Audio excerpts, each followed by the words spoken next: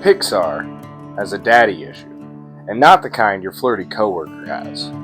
Usually, they can use them to drive a story forward, but in the Good Dinosaur, they just use them for spare parts. Poppa didn't die because the plot demanded it. He died because the writers couldn't figure out how to make Arlo grow up without a body count. We've seen the sacrificial parent trope many times, but this is the first time it felt like a character assassination. They took a patient, loving father, turned him into a reckless jerk for 5 minutes, and then drowned him in a flood that logically the entire cast shouldn't have survived. Today we're tearing apart the nonsensical geography, the prehistoric lies, and the version of the movie that should have existed. One where sadness isn't the only substitute for a soul. I'm gonna say it, I hate this movie. But I only hate it because I love the story it's trying to tell. It's like Monsters University. I don't actually hate that movie, but I hate the plot holes that keep me from fully sinking into the world. The Good Dinosaur is a visual masterpiece, but it's a narrative mess that chooses cheap trauma over logical growth. It's not really a bad dinosaur, just a really, really sad dinosaur, and for no reason. Now let's talk about Poppa. For 90% of his screen time, he's the ultimate Pixar dad. Patient, supportive, and understanding that Arlo needs time to grow. Then suddenly he becomes a total dickhead right before the movie kills him. He drags his terrified son into a brewing storm to teach him a lesson by chasing the critter. That isn't parenting. That's putting your kid in moral danger for a chore. And then the movie tries to give him a Mufasa moment. No. If he's going to survive long enough to save Arlo, why does he die at all? Imagine if he didn't die. Imagine his hubris gets the better of him, and he thinks he lost Arlo in the flood, and then he has to spend the rest of the movie searching for Arlo while the farm struggles in his absence. The mark Arlo could earn wouldn't be from surviving a trauma, it would be from his own journey and the decision to help Spot instead of kill him. Okay, put your lab coats on, because the geography here is whack. The movie is clearly set in the Grand Tetons of Wyoming. First, the flood. If there's a massive flood downriver from the farm, wouldn't the farm also sustain some damage? We see it right on the edge of the river. Unless they walked a couple of miles, and I mean quite a couple, into the mountain range, the farm would have sustained at least some damage to the crops and possibly the buildings. The flow. The river they follow flows into the mountain range. That's not how gravity works.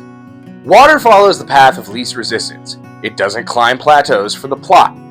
I know there are instances where rivers can carve through mountain ranges, but those don't usually come from areas with lower elevation than the bases of the mountains. And unless they literally walked almost a dozen miles in, the wall of water we see that takes out Poppa would have 100% damaged the farm as well. Then finally, number 3, the survival factor.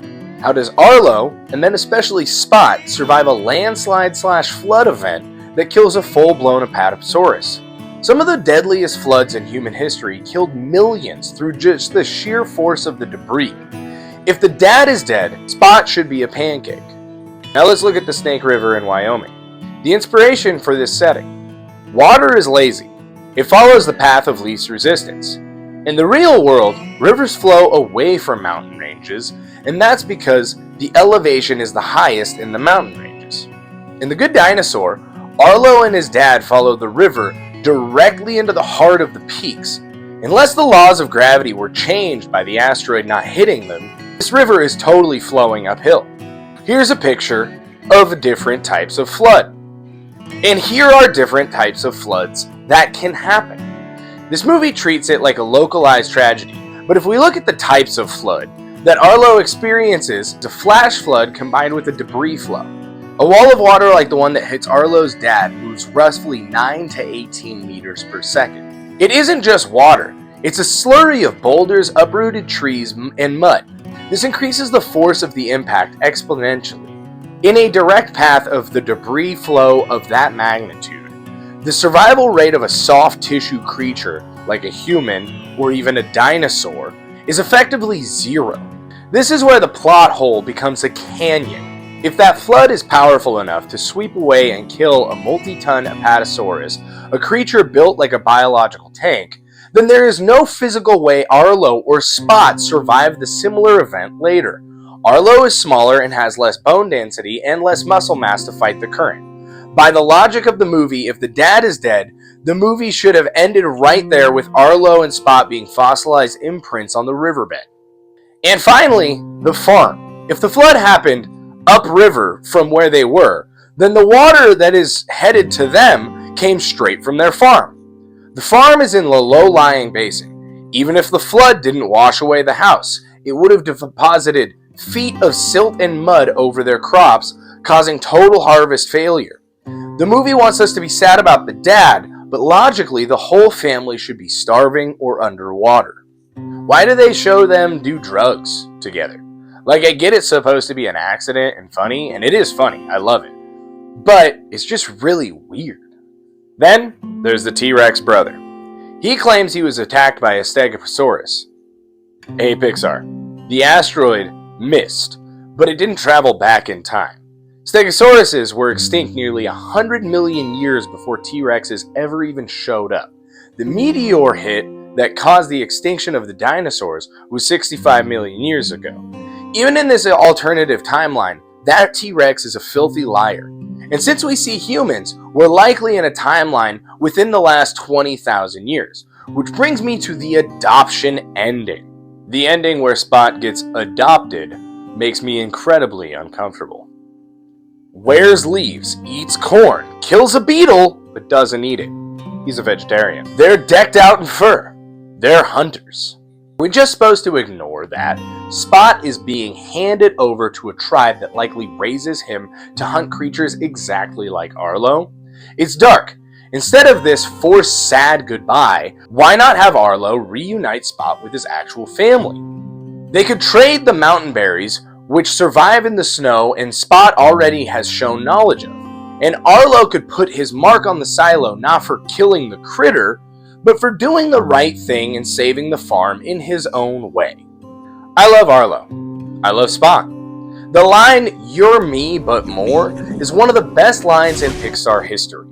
But the movie that surrounds those beautiful moments with forced Mufasa deaths and dead parent tropes that don't make the story any better, they just make it worse. We don't need the Good Dinosaur 2. We need a Good Dinosaur where the dad actually lives to see his son succeed. So what's the better dinosaur look like? It's simple. Stop killing people and dinosaurs. In my version, Poppa survives. Arlo gets swept away, and the tragedy isn't in his father's death, it's in the separation. Arlo still struggles to find a way home, Poppa is trying to find him, and when Arlo finds Spot's actual family after him and Poppa have reunited, it's his giving Spot back to his actual family that is what gets him the mark on the silo. He brings Spot home to his real family, he brings the seeds of the berries, which were mentioned like a few times in the movie, back to his farm, everybody succeeds, Poppa realizes that Arlo has it in him to survive on his own, and he lets him put the mud print right in between him and his mother.